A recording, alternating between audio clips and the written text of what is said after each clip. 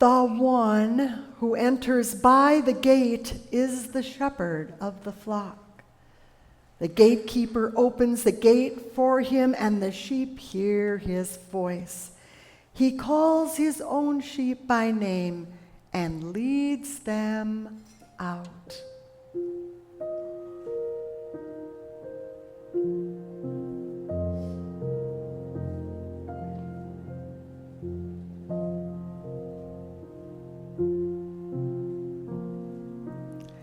When he has brought out all his own, he goes out ahead of them, and the sheep follow him because they know his voice.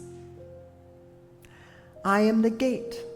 Whoever enters by me will be saved and will come in and go out and find pasture. From John chapter 10.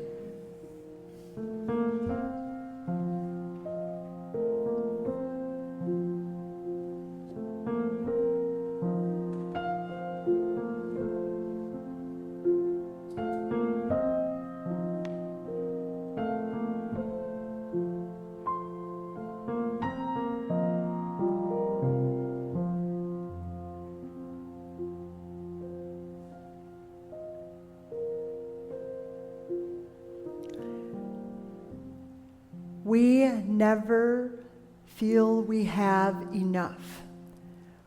We rarely lie down and say, "It is enough what I have, what I have done, and what I have acquired.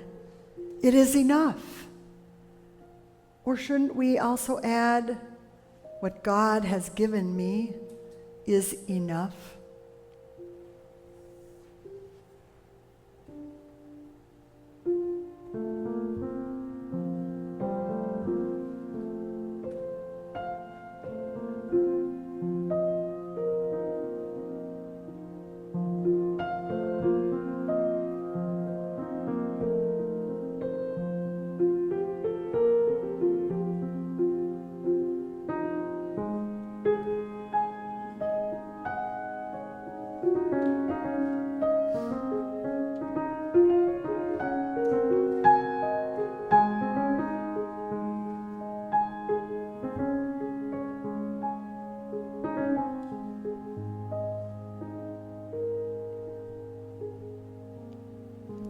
Luke 9 says this.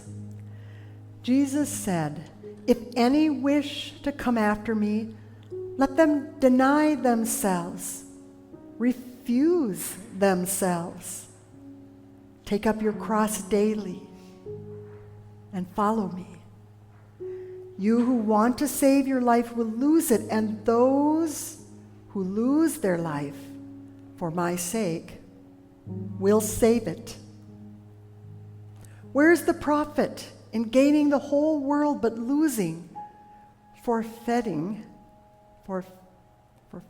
yourself?" What exactly does that mean? Here is a thought we can add from psychologist Manecki.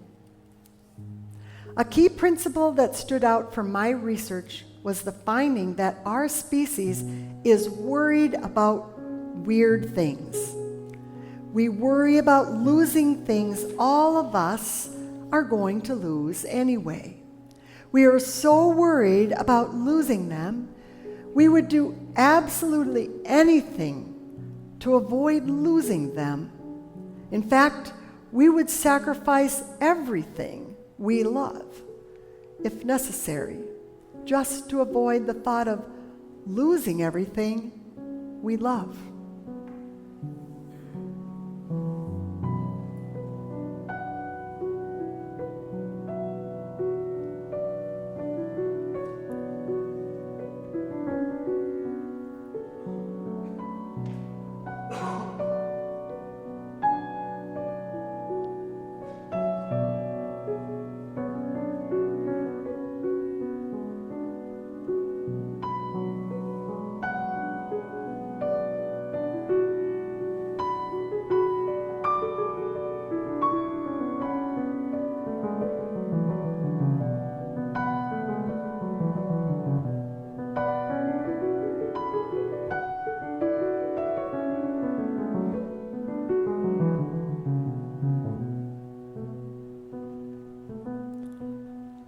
Maybe the question is, who, what do we love fearlessly?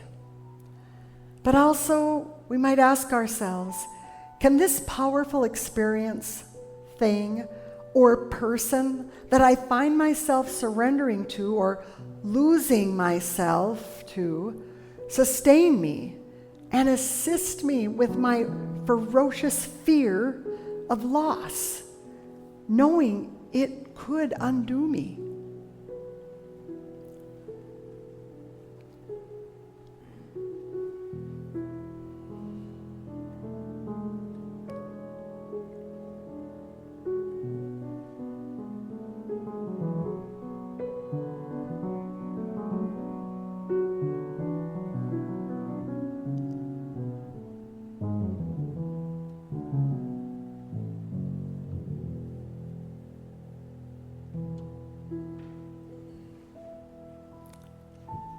Jesus came to lead and to help us follow in ways that were ultimately life-giving for us. He surrenders to love. He has come because he has surrendered to love. And because of this, while still holding on to it, he is led to a cross, and he beckons us to follow. He shows us that in following, we can surrender to something, someone far greater than our fear. For fear itself has been subjugated. From John chapter 6. After this, Jesus went to the other side of the Sea of Galilee, also called the Sea of Tiberias. A large crowd kept following him because they saw the signs that he was doing for the sick. He bids them, through his actions and presence, to follow.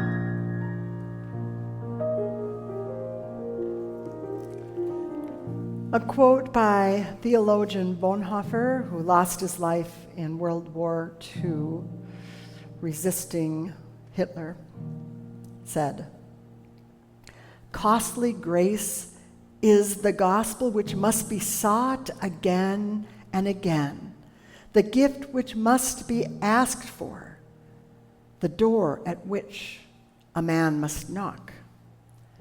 Such grace is costly because it calls us to follow, and it is grace because it calls us to follow Jesus Christ. It is costly because it costs a man his life, and it is grace because it gives a man the only true life. It is costly because it condemns sin, and grace because it justifies the sinner. Above all, it is costly because it cost God the life of his Son. Ye were bought at a price. And what has cost God much cannot be cheap for us. Above all, it is grace because God did not reckon his Son too dear, a price to pay for our life, but delivered him up for us. Costly grace is the incarnation of God."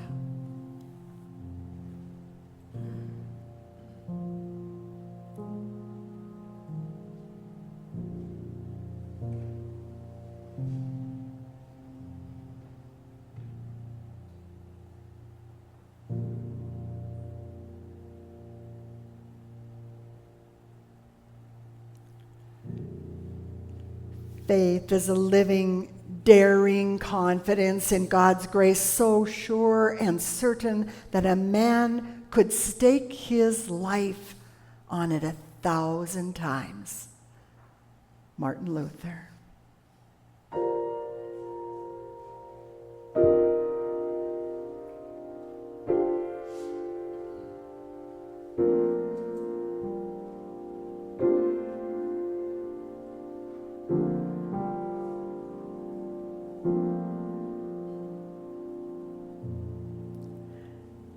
Jesus is shepherd and gate,